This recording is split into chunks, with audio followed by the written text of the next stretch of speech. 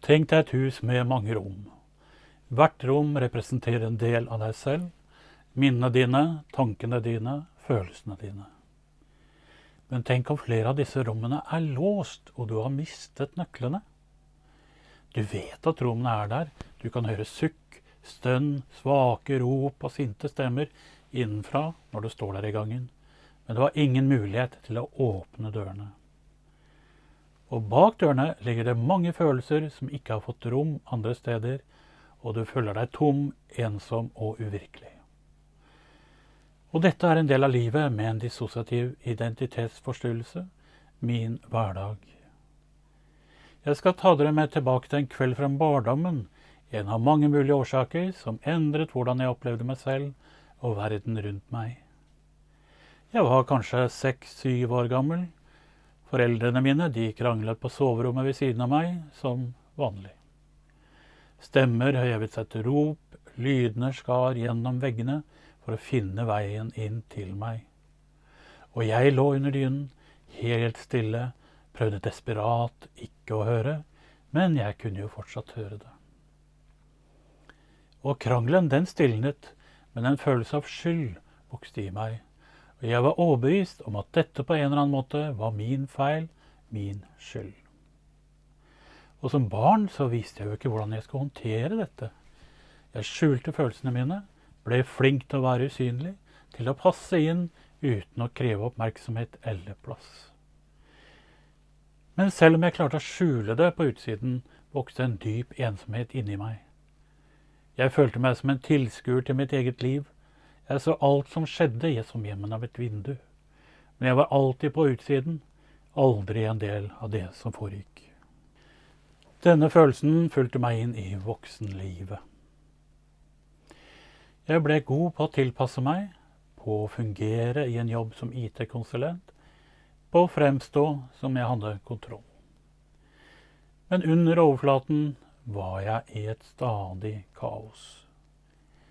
Jeg kunne drikke mye, isolerte meg, eller kastet meg inn i arbeid for å unngå å konfrontere meg selv. Og hver dag handlet om å overleve, ikke om å leve. Og flere år senere, da jeg begynte i terapi, lærte jeg at dette ikke bare handlet om en vanskelig barndom. Det handlet om måten sinnet mitt hadde delt seg opp på for å beskytte meg. Det jeg hadde opplevd som å være usynlig, var i realiteten fragmentering, en splittelse som gjorde det mulig for meg å overleve, men som også tok fra meg følelsen av helhet.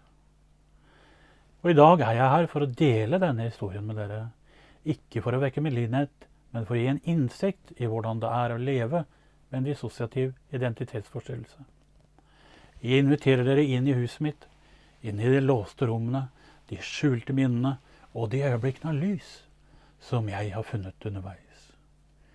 Og dette er ikke bare en historie om en diagnose. Dette er en historie om håp, om å finne styrke i det ufullkomne, om å kunne bygge en vei fremover, ett rom av gangen. Dissosiativ identitetsforstyrrelse, eller DID, er en overlevelsesstrategi. En måte hjernen beskytter seg selv på etter alvorlige traumer. Det er som om sinnet splitter seg opp i fragmenter eller rom for å håndtere det som ellers ville vært uutholdelig.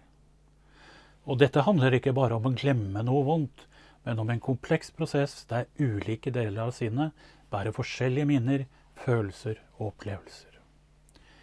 Det er som å være flere personer i en kropp, hver med sin egen stemme og sin egen måte å oppleve verden på. For meg har denne fragmenteringen vært både en redning og en utfordring. Og som barn så var jeg jo ikke klar over hva som skjedde. Jeg opplevde det bare som et konstant kaos, som om tankene aldri var helt mine egne. Jeg kunne for eksempel være midt i en hverdagssituasjon og plutselig bli fylt av en følelse av panikk, og så forsvinne fra virkeligheten uten å forstå hvorfor. Og disse følelsene var ofte ikke knyttet til noe som skjedde der og da, men til et minne som en del av meg hadde holdt skjult. Og når jeg ser tilbake, så innser jeg jo at fragmenteringen reddet meg i de øyeblikk da ting ble for mye. Sinnet mitt delte opp opplevelsene slik at jeg kunne fungere. Noen deler tok på seg de store følelsene, slik som sinne, redsel og skam, mens andre sørget for at jeg kunne gå på skolen, gjøre lekser og være normal. Disse delene av meg, som terapeuten min kaller dissosiative deler, eksisterte for å beskytte meg, men de skapte også forvirring. Jeg husker en gang jeg prøvde å forklare dette til terapeuten min, for jeg sa det er som det er flere stemmer inni meg, og de snakker ikke alltid samme språk. Noen ganger kjemper en del for å ta kontroll, mens en annen del vil trekke seg unna. Og hver del drar meg i hver sin retning, og jeg står fast i kaoset, usikker på hvor jeg skal gå.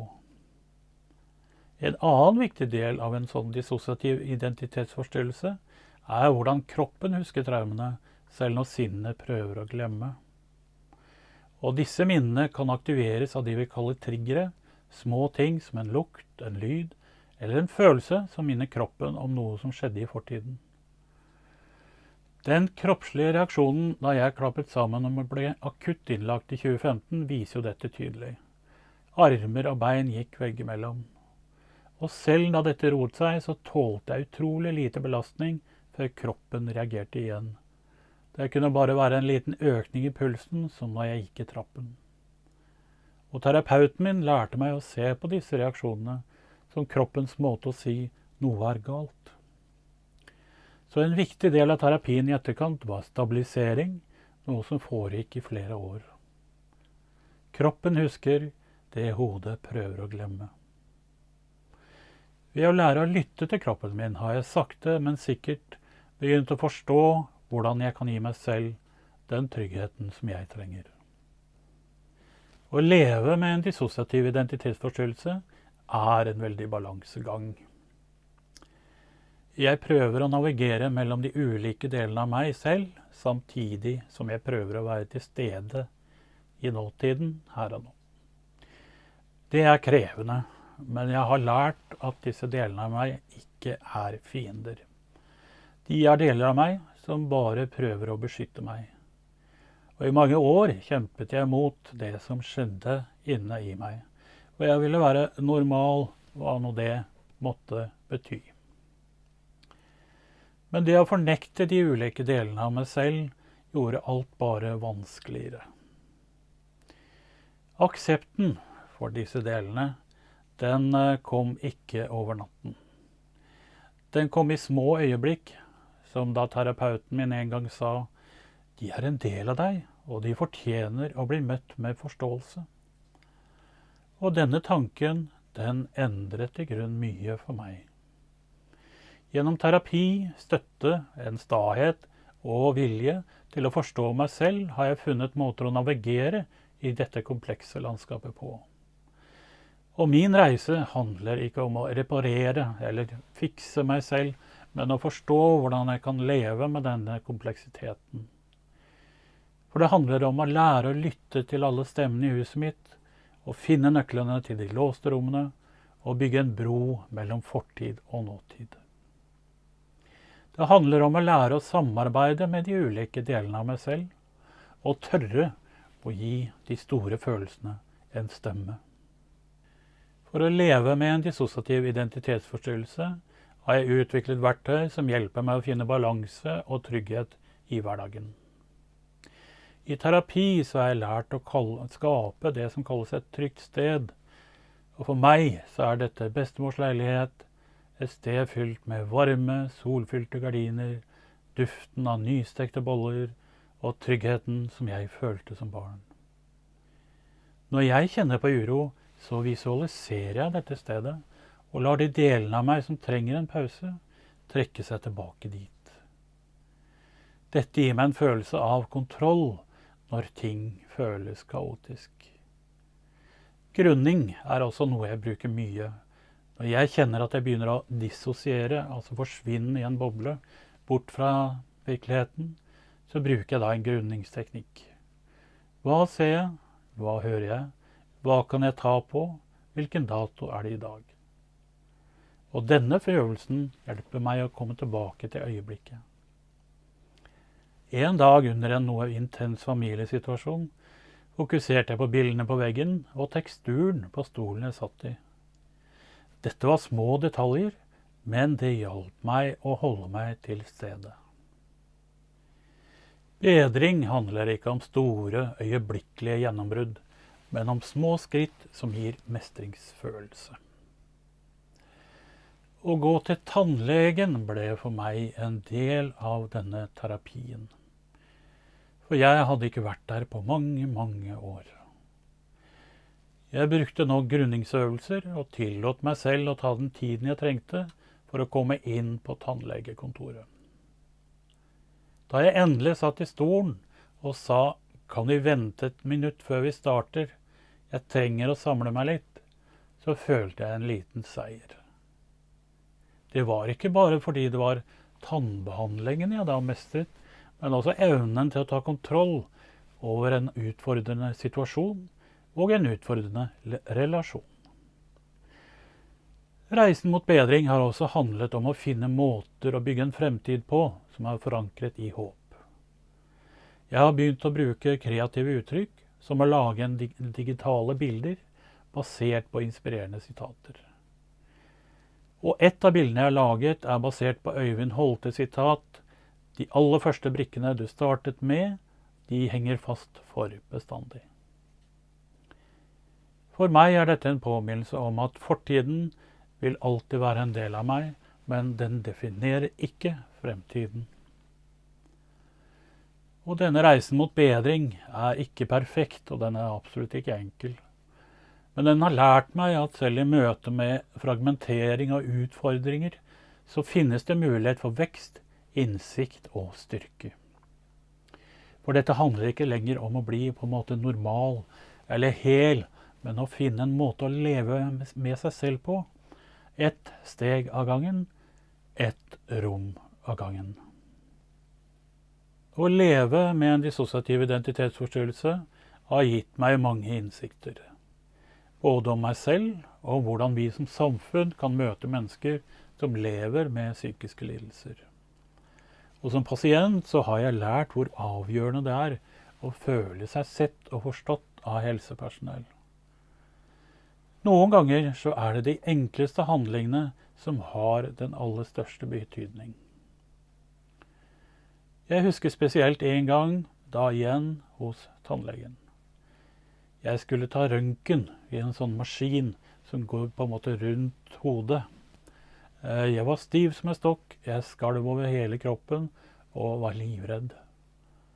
Tannpleieren som skulle hjelpe meg på plass, hun sa, nå tar jeg på deg, er det greit? Denne ene setningen ga meg en følelse av kontroll i en situasjon der jeg følte meg utrolig sårbar. Og dette øyeblikket har blitt et symbol for meg på hvordan helsearbeidere kan gjøre en forskjell. Så til dere som jobber med mennesker i sårbare situasjoner, lytt uten å dømme. Still spørsmål som viser at dere bryr dere. Små handlinger som å forklare hva som skal skje, gi pasienten tid til å samle seg, eller bare anerkjenne følelsene deres, kan gi trygghet og bygge tillit. For de som står noe nær med en dissosiativ lidelse, eller andre psykiske lidelser, så kan det være utfordrende å vite hvordan man best kan støtte. Men jeg kan forsikre dere om at dere allerede har en veldig viktig ressurs, nemlig deres nærvær. Det viktigste er å møte den som sliter med åpenhet og tålmodighet. Noen ganger så betyr det kanskje bare det å sitte stille sammen, uten å si noe særlig. Andre ganger så handler det om å tilby praktisk hjelp, som å gå en tur eller hjelpe til med daglige gjøremål. En annen viktig lærdom er å sette grenser, både for dere selv og for oss. Det er lov å si nei, og det er lov å prioritere egenomsorg. For å kunne være en støttespiller, så er dere nødt til å ta vare på dere selv. Og til deg som kanskje kjenner deg igjen i noe av det jeg har delt nå, så vil jeg si at du er ikke alene. Selv om det kan føles som om ingen forstår hva du går gjennom, så finnes det mennesker som ønsker da å hjelpe. Å be om hjelp er ikke et tegn på svakhet, det er derimot et stort tegn på styrke. Jeg har lært at små steg fremover er like verdifulle som store. Og kanskje det første steget for deg nå kan være å anerkjenne hvordan du har det. Kanskje det neste steget da bare er å åpne opp for noen du stoler på. En annen viktig del av min reise har vært å akseptere at det er greit å ha dårlige dager. Det er greit å føle seg overveldet. Det betyr ikke at du feiler, men det betyr bare at du er menneskelig. Og vi kan alle være en del av reisen mot et mer empatisk samfunn. En handling, en samtale, en person av gangen. Jeg er her i dag som en påminnelse om at selv i de mørkeste rom så finnes det lys. Og reisen med en dissosiativ identitetsforstyrrelse har vært utfordrende, men den har også vært en kilde til innsikt, vekst og styrke. Da jeg til slutt begynte å utforske disse låste rommene i huset mitt, så var det med frykt. Jeg visste ikke hva jeg ville finne, og jeg var livredd for å åpne disse dørene. Men med tid og støtte så har jeg oppdaget at hvert rom, selv de mørkeste, inneholder noe verdifullt. Hvert rom er en del av meg, en del av min historie. I dag så ser jeg ikke lenger på huset mitt som en byrde. Jeg ser på det som et sted med muligheter. For jeg har lært at jeg kan male veggene, jeg kan henge opp bilder og skape lys, selv i rom som en gang var fylt med smerte og sinne. Dette huset er mitt, og jeg har makten til å gjøre det til et hjem. Det viktigste som jeg har lært, er at vi ikke er alene. Uansett hvor isolert eller fragmentert livet kan føles, så finnes det alltid en vei tilbake til tilhørighet. Selv små handlinger av mot og medfølelse kan være nok til å tenne et lys i mørket. Takk for at dere lyttet. Takk for at dere valgte å være her i dag og lære om hvordan det er å leve med en dissosiativ identitetsforstyrrelse. Jeg håper at noe av det jeg har delt kan gi innsikt, håp og kanskje til og med inspirasjon.